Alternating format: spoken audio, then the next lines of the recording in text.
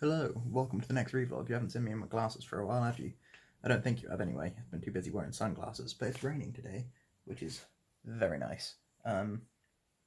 Yeah, so, the hair's just kind of always like this now. I've been wearing hairbands so much, but that's fine by me. I'm apparently now at 1022 uploads on this channel, which should make this one the 1023rd. And yes, I am doing an endgame review, and no, I don't think it's very good, because as I recorded it on my phone and it went onto the computer, the audio went out of sync, which always happens, and I'm not sure why, and I'm not going to re-record it. Well, I might re-record it eventually, but not right now. If I do ever re-record it, then I'll just upload a second one. Simple. Because my viewership has gone up by 32.8% just from that one video. It's not even...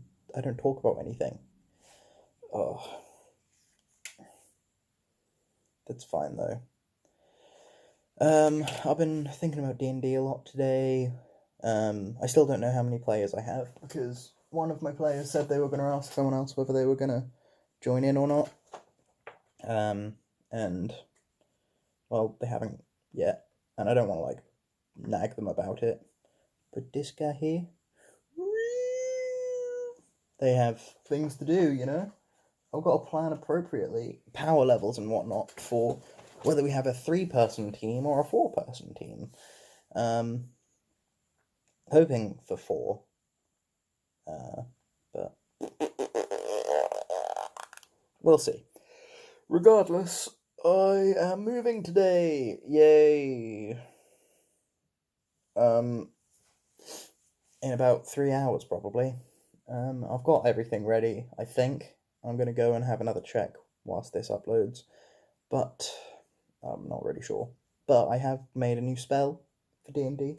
Yeah, and I'm not talking about Greater Hex, though I have made Greater Hex. I've made Varathorn's Vermilion Vestiges, or Vestiments, or something like that. It's effectively a character I made as a overpowered NPC on purpose. Red clothes. And it's using fire to cloak yourself, because I was thinking about the Wall of Fire spell earlier whilst I was on the loo, and in it, the fire only attacks one side of the wall. So, surely it makes sense if you can do that. You can make armor that doesn't attack you, because it's one side. And I was thinking, well, I mean, if it's a relatively, adept mage using this, which they probably should be, then surely it'll only hit the people they want it to hit as they're concentrating on it, and it's on them, so they can choose where is damaging and where's just, like, light, effectively.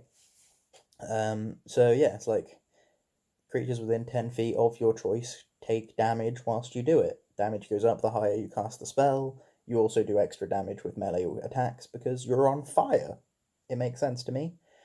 But yeah, on top of that, I made another one, which is a level 10 spell, called The Bard's Last Song, or something like that, which is something that I used with a god character of mine, hence why they can cast a level 10 spell, and it also was a plot device in a previous campaign. That character still exists somewhere in my universe. Always. Then we have a third one I made, which is a level 9 spell, called Melchior's Ancient Curse, which is something that I love having used because it exists in liquid form. And I've used liquid form, but I never made it an actual spell. But now I have. It is a 9th level spell where you cast it, range is sight, because it's crazy powerful, but not necessarily problematic. In certain situations, it is broken as all hell. Because it gives them, the lycanthropy curse, but on the next creature they touch that isn't like a humanoid, So whether it's like a beast, aberration, celestial, fiend, fey, monstrosity, like they could, if they touch the Tarrasque next, boom, they're aware Tarrasque. Not broken at all. Um, and effectively, the way that I've written it is, it can only be cured with a wish. It's a 9th level spell. It makes sense. But all your offspring who have it, they can just get it cured, like remove curse, greater restoration sort of dealio. Just because they are not the ones who got cursed. It's just they happen to have inherited part of it. But the situations where it's broken is if you're fighting in a zoo, like an ant farm zoo, on a full moon, and you curse them because they touch an ant, then they turn into an ant because it's a full moon. Otherwise, it doesn't activate until the first full moon afterwards, after they've touched a thing. So there's that. It can be used for crazy powerful buffs in the long term. But if you think about dragons, in my world, a young dragon can go up to like 300 years old. Most races cap off around then. Like most playable races live to about 300 tops, like 350, 400. Think about like gnomes live to about that long, if I'm not mistaken. It's just elves and dwarfs really that'll outlive that. And the way it is you are equally as old as you actually are when you transfer over.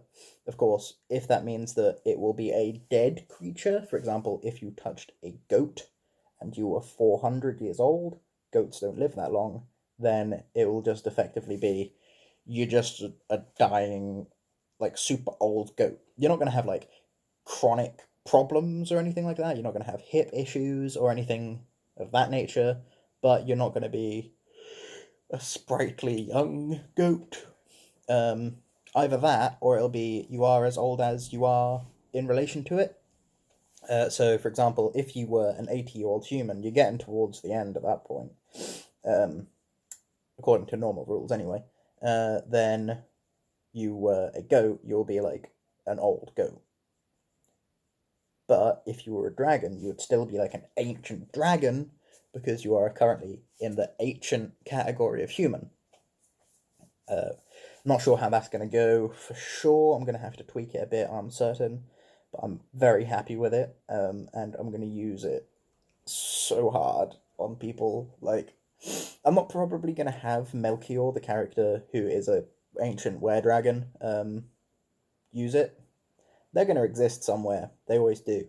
But no, they are probably not going to use the spell. They probably don't even know the spell. They did at one point. They cast it on themselves, and now they're so old, they don't remember it.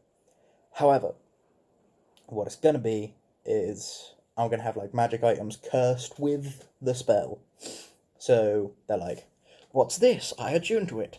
Well, it's an awesome item, and the curse wears off once it's been attuned to the first time after the spell's been imbued into it.